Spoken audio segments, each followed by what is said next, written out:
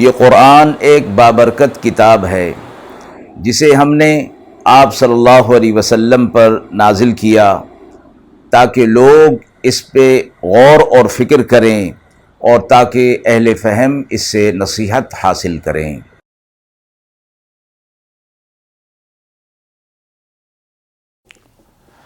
بسم اللہ الرحمن الرحیم۔ السلام علیکم ورحمۃ اللہ وبرکاتہ۔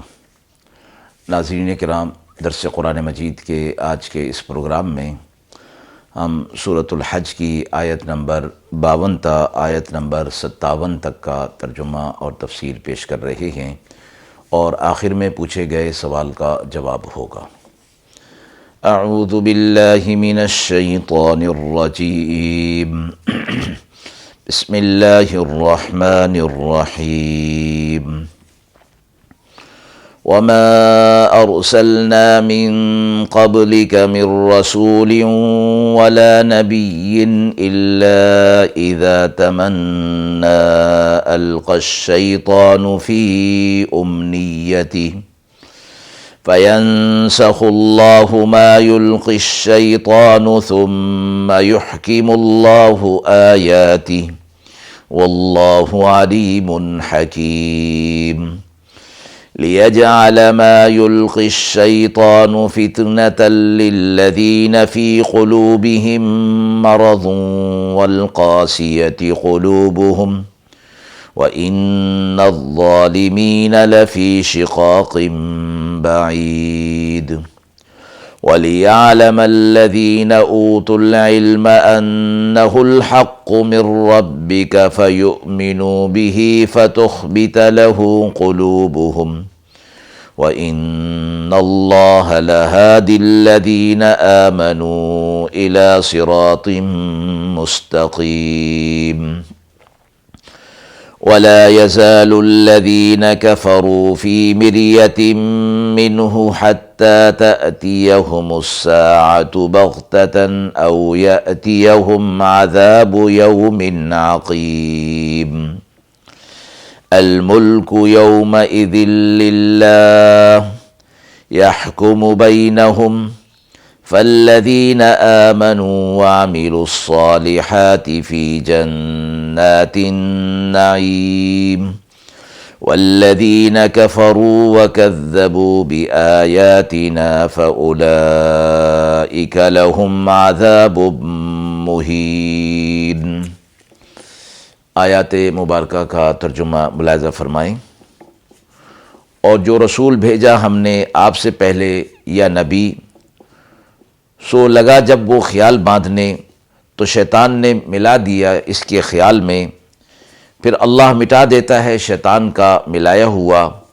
اور مستحکم اور پکا کر دیتا ہے اپنی باتوں کو، اور اللہ علم رکھتا ہے، حکمت والا ہے۔ یہ اس لیے کہ جو کچھ شیطان نے ملایا اس سے آزمائش کرے ان لوگوں کی جن کے دلوں کے اندر روگ ہے اور جن کے دل سخت ہو گئے ہیں، اور گناہگار تو مخالفت میں دور جا پڑے ہیں۔ اور اس لیے بھی کہ معلوم کرے وہ لوگ کہ جنہیں علم ملا ہے وہ یہ کہ یہ سب کچھ حق ہے ان کے رب کی طرف سے، پھر وہ اس پر یقین لے آئیں اور نرم ہو جائیں ان کے دل ان کے آگے، اور اللہ ہدایت دینے والا ہے ایمان والوں کو صراط مستقیم کی۔ اور منکروں کو ہمیشہ رہے گا اس میں دھوکہ جب تک کہ آ پہنچے ان پر قیامت بے خبری میں، یا آ پہنچے آفت ایسے دن کی جس میں انہیں خلاصی نہیں ہوگی۔ ملک اور ملکیت سب اللہ کا ہے، وہ اس دن فیصلہ کر دے گا۔ سو جو کوئی ایمان لائیں گے اور عمل صالح کریں گے ان کے لیے نعمت کے باغ ہیں، اور جنہوں نے انکار کیا اور جھٹلایا ہماری آیتوں کو ان کے لیے ذلت کا عذاب ہے۔ آیت مبارکہ میں آپ صلی اللہ علیہ وسلم کے لیے یہ فرمایا گیا کہ یہ منکرین جو شیطان کے وسوسے میں آ کر اور شیطان کے بہکاوے میں آ کر آپ سے مجادلہ کر رہے ہیں، آپ سے جھگڑا کر رہے ہیں، یہ کوئی نئی بات نہیں ہے،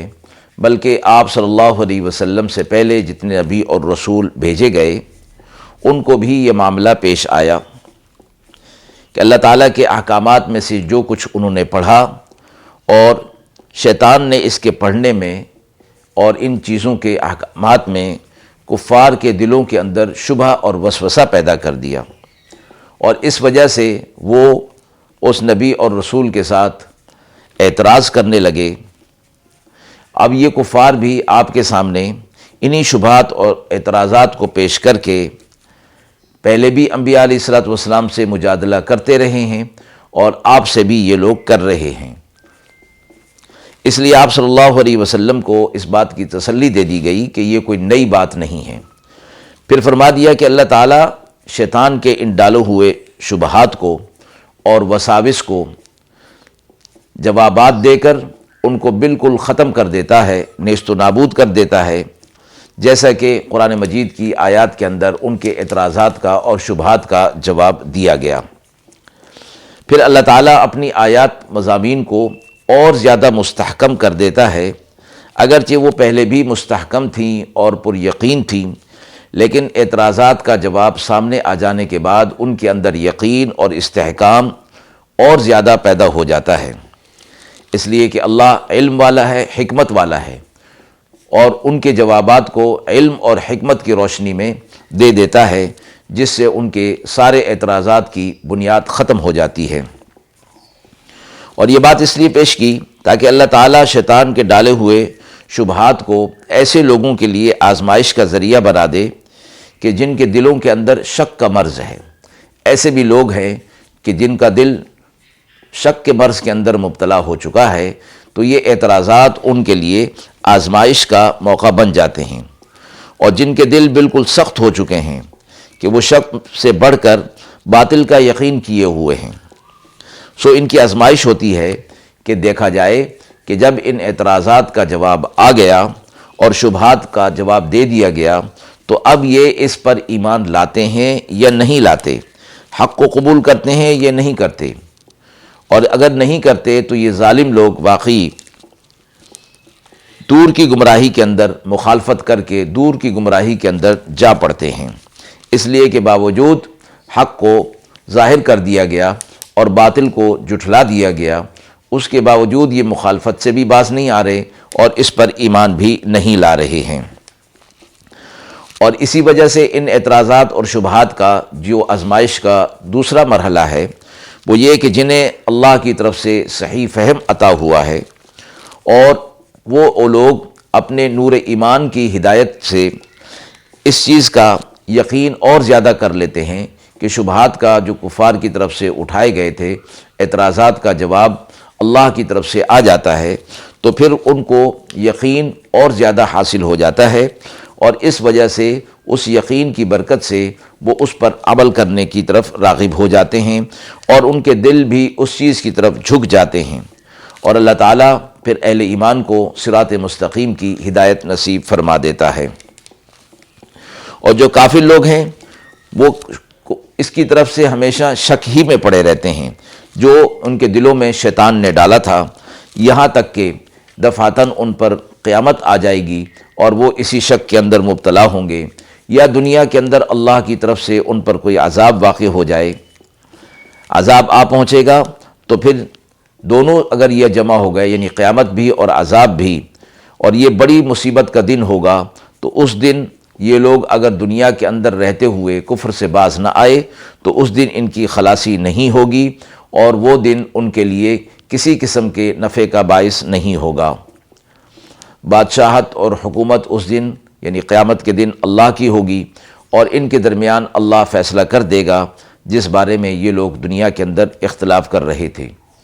جو لوگ ایمان لانے والے ہوں گے، عمل صالح والے ہوں گے، اللہ تبارک و تعالیٰ انہیں جنت کا اعلیٰ مقام عطا فرمائے گا، اور جن لوگوں نے ہماری آیات کا انکار کیا ہوگا وہ ذلت کے عذاب سے دوچار ہوں گے۔ آیت کے حوالے سے سوال پوچھا گیا ہے کہ رسول اور نبی میں کیا فرق ہے؟